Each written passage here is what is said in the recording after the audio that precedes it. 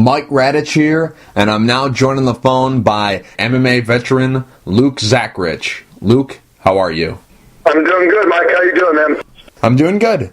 Luke, you got a fight coming up March 15th at UVC 27. How's training been going for the fight? Actually, man, training was fantastic, but the fight is no longer a go. Oh, really? What happened? Yeah, supposedly Luigi was injured. So. Oh. When did you get word that he wasn't going to be able to fight?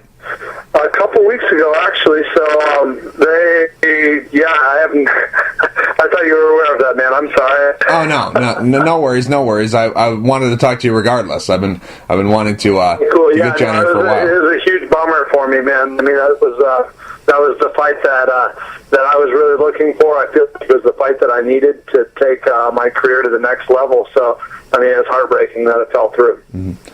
How much more does it sting that you're not getting this fight? Because this was a fight where you were supposed to fight him on February the 8th, and then this card got moved to the 15th. So how much did that... Well, actually, one of the reasons the fight got moved on the 8th is I was injured the very first time, and then they had the co-main event and then another pro fight. They all backed out, too. One was sick. I think one broke his hand.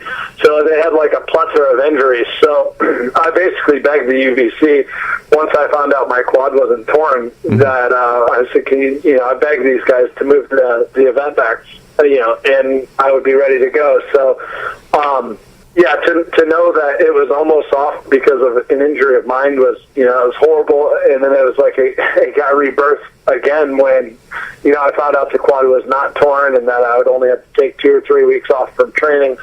So, I mean, that fight with Luigi Fioravanti, he's one of those guys that when I started fighting, he was just hitting his peak. I think around the time, it was like probably a couple years after I had my pro debut, I met Luigi. He was in a locker room in a fight that I had down in Florida, and I heard him say he fought in the UFC. So I'd followed his career ever since 2006, 2007, something like that, and always looked up to him as a fighter. And he fought 9 fights in the UFC, so it's not like he was just a guy that he's fought a couple fights in the UFC. I mean, the guy had a name in the UFC. You know what I mean? Like any fight fan out there that's been involved in the game and follow the sport, they know who Luigi Fioravanti is. That's the type of opponent that I wanted. So I'm still broken up about this. It's a fortunate situation. Mm-hmm.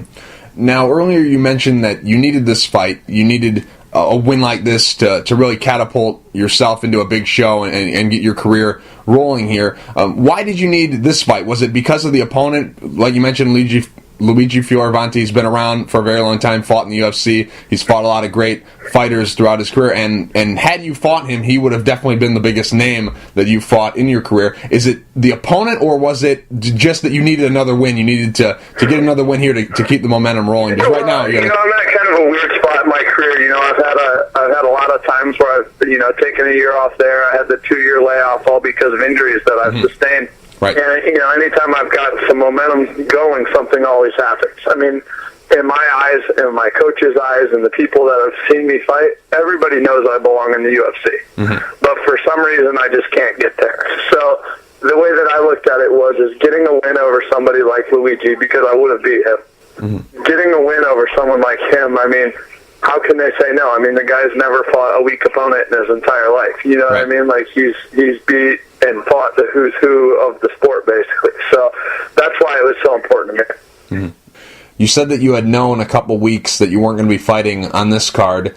I'm just curious, why weren't they able to get you another fight? Was it because it was too late in the game to get you an opponent? They couldn't find anybody? Was it they had offered a couple guys and they had turned it down, so they just scrapped the whole thing? What exactly is the reason why you couldn't get another fight?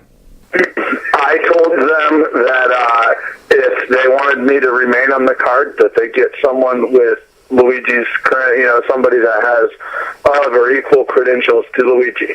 And I never heard back from them after that. So, in their defense, I think it's not the easiest thing in the world to find somebody that has the credentials that he does. But I told them I wanted a UFC veteran. I wanted, somebody that had had been to the highest point of the sport.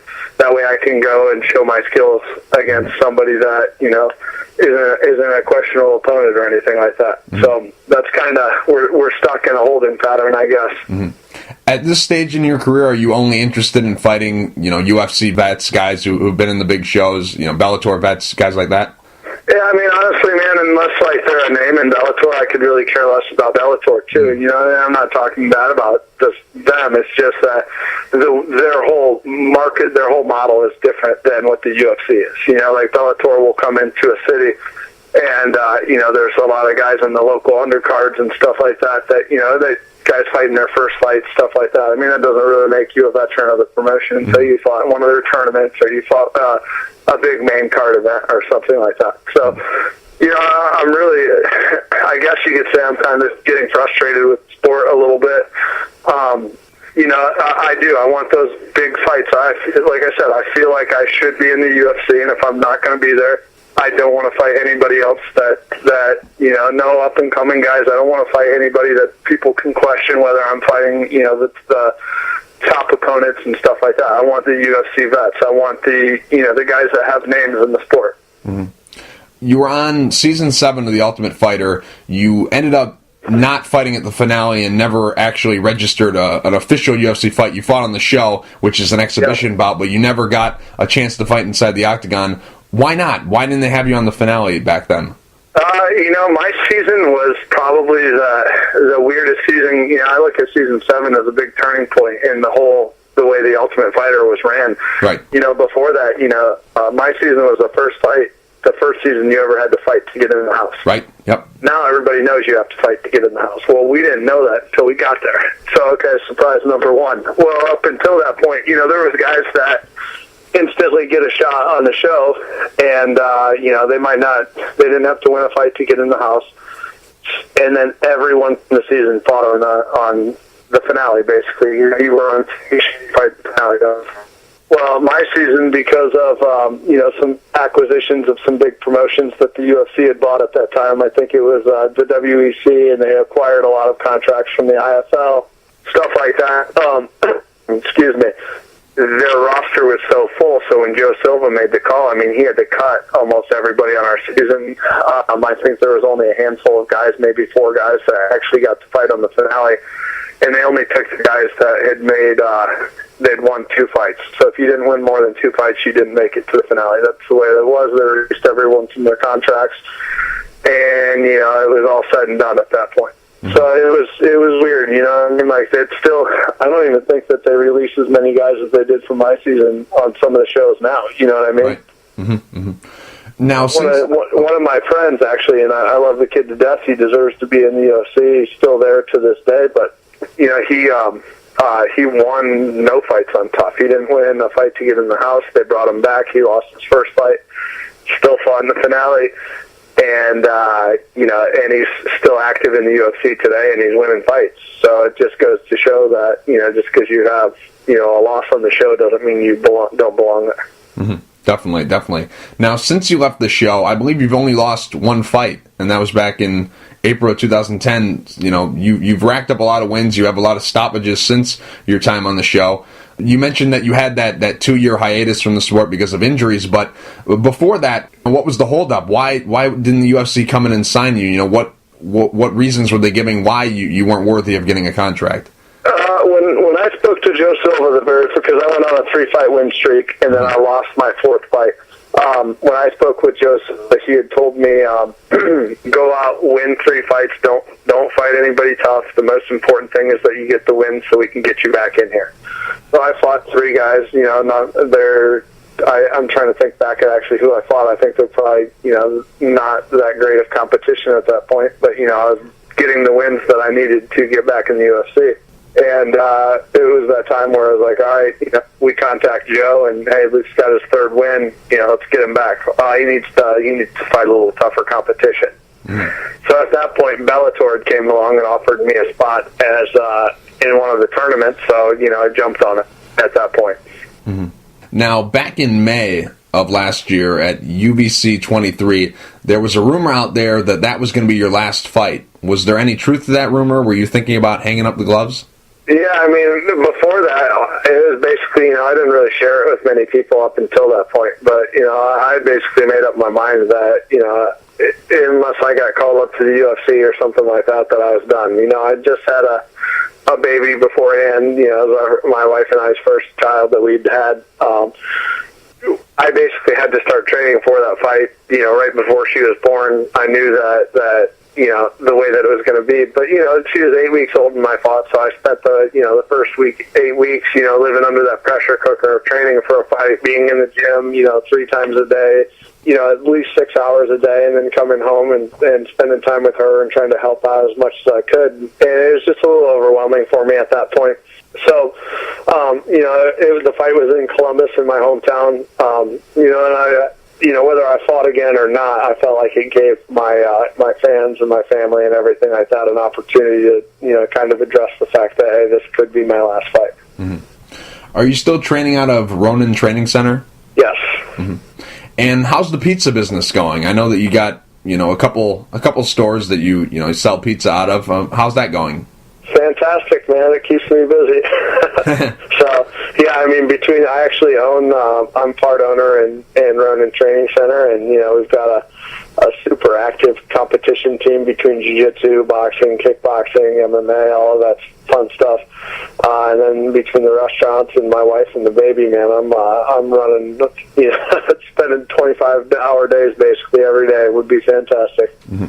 The pizza restaurants, are those a family business, or is this something that you and your wife started? Is it, does it date back? It's my family. So It's my brother, my dad, my sister, my mom. Oh, I see. So you've been working there, your whole life, basically? No, I mean, we just opened. That's kind of played a big part in my 2-year layoff that I had. Is that we opened the first one about 6 years ago, I think it is. Okay. Maybe 5 years ago. I'd have to look. And then the second one opened up almost 3 years ago at this point in March. So, in that time, I was injured before the Bellator fight that I had. I still fought because I felt like I could push through it and stuff. And after the fight, I found out that my back was way worse than I thought it was. They wanted me to have surgery on it. I kind of refused it.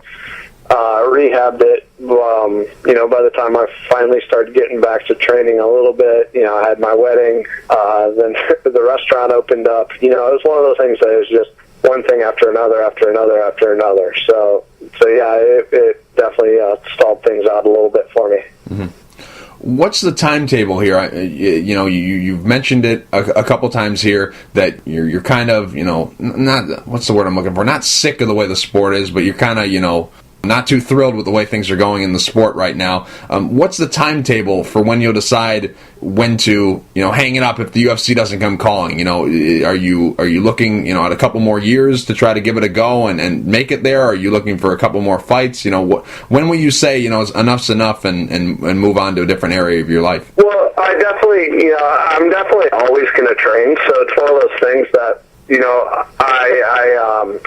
I train jiu-jitsu. I compete in jiu-jitsu.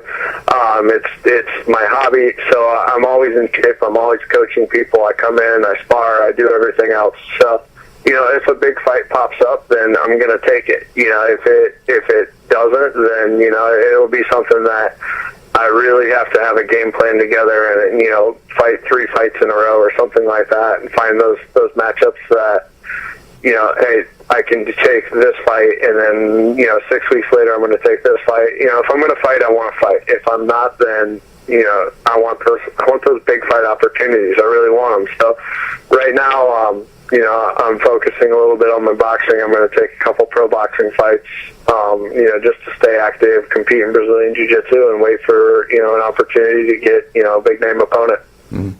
At this point, is it UFC or bust for you? It's not necessarily just UFC. I mean, I would consider going back to Bellator. Really, I'd like another opportunity at fighting in one of their tournaments if I did go. But, when I first came back, and it's nothing against Bellator, I just felt like I was slighted a little bit coming off of The Ultimate Fighter, and I never got my opportunity to fight, like, in an actual UFC event. So it's one of those things that I would really like to fight in the UFC, but Bellator is acquiring a ton of good talent. World Series of Fighting is getting some good stuff. So if those guys come calling, I mean, I'm definitely interested in it, as long as it's fights, that aren't up and coming guys and stuff like that. I want someone with a name. I talked with World Series of Fighting or Ray Sefo a little bit over Twitter at one point when they were looking for an opponent for Paulo Fila. I'd love to fight somebody like Paulo Fila. He's a former world champion. He's a world champion in Brazilian Jiu-Jitsu. He's that guy that I just want something when it's all over and done with, and I can look back and I can be proud of some of the people that I fought. You know what I mean? I feel like getting some guys, someone like a Luigi Fioravanti or Paulo Fila or guys like that interests me. Mm-hmm. With that being said, are you proud of the guys that you fought so far? Yeah, I mean, I fought some really tough guys, but, we're not talking about, UFC vets or right. former world champions or anything like that. You know what I mean? Like, right. I fought some great up-and-coming guys. I fought, there's a couple guys on my record that I wish they would have stopped fighting after they fought me, obviously, because they were doing okay before they fought me. Mm-hmm. I think one of them was like, 1-0 or 2-1 or 2-2 or something like that. And I looked at his record a couple months ago, and he's lost I don't know, I think he went on a 15-fight losing streak. I'm like, dude, what the fuck are you doing? Right. But, it's one of those things that it's nothing against the guys that I fought at this point. When I fought those guys, every one of them was basically at the same point in their career that I was. I've just kind of outlasted a lot of guys. And, I've been doing this for a long time. So at this point, I feel like I can hang with anybody out there, and I want to fight a streak of guys that have really big names in the sport. Mm-hmm. If you never get an opportunity to fight in the UFC and get that official fight inside the octagon, will that keep you up at night? Will that be something that your career won't be complete without it? For a long time, I thought that it would. And that's why I've actually made this comeback here and decided to continue to fight and stuff like that. But, there's more important things to me than being able to say that I fought the UFC. I would absolutely love an opportunity if they called me and said, hey, we need you to fight this weekend. Would you take a last-minute fight? Absolutely, I'd take it. I don't need a training camp. I don't need anything else. I'd love the opportunity to do it. I'd fight for free, to tell you the truth, man. Mm-hmm. But in the big scheme of things, if it happens, great. If it doesn't happen, I'm okay with that. I've got enough stuff going on in my life, and I've got enough opportunities that, hopefully when it's all said and done, this is just a small portion of my life and doesn't define me. Mm-hmm. Luke, real quick before I let you go, do you have any sponsors you'd like to thank, and is there anything you'd like to say to the fans? No, 40 Thieves Clothing, I mean, these guys have been sponsoring me for 6, 7, 8 years, something like that. They're a fantastic company. My gym, Ronin Training Center, Mellow Mushroom Pizza Bakers, those are my restaurants. All the guys at my gym, all my coaches, and, I have a pretty big fan base, man, that has followed me since day one. They could care less if, they've just supported me before I ever even had the aspirations to do this as far as, really try to make a run for it, stuff like that. So anybody that's been with me and followed me and stuff like that, thank you. Luke, thank you for taking the time to talk. I really appreciate it. No problem, man. Thanks for having me on.